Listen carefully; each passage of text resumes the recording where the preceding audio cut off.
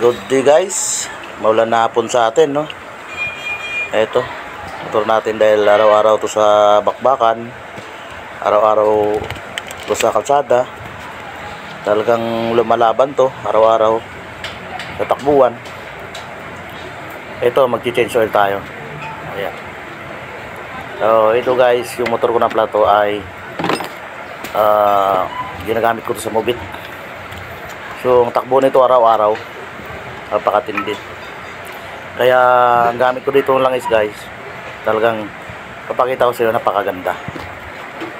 Ang takbo ng motor ko na ito guys ay umabot na siya ng napakalaki na tinakbo na ito. Umabot na ng 56,000 plus. So kailangan ko na talaga i-change oil to dahil nung nag-change oil ko nito ay parang nasa 3,000 mahigit na yung tinakbo na ito. Kailangan panatilihin natin maayos yung makina at saka tahimik. Gamit ang langis na to guys. Mayroon ako recommend sa inyo na langis na napakaganda. Guys, ito pala yung gagamitin natin na ano, no? 1 liter to, pero 800 na kasi. Exter 5W40 pala yung gamit ko dito guys. Ito na talaga yung ginagamit ko since na may shop pa ako. Hanggang sa rider, naging full time rider ako in Mobit. Ito na talaga yung gamit ko. Yan. 5W40 polysynthetic ng Exter. Muna talaga may shop ako. Ito lang talaga yung gamit ko nun. Ito rin yung binibenta ko nun. Hanggang ngayon ito pa rin gamit ko.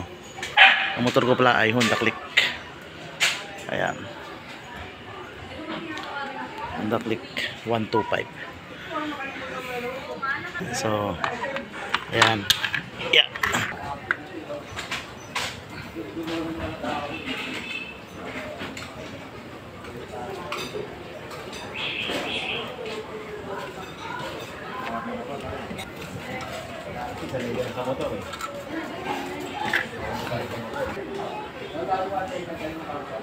So yun guys, 800 lang nilagay natin kasi 1 liter to eh. May natira talaga siyang 200 ml.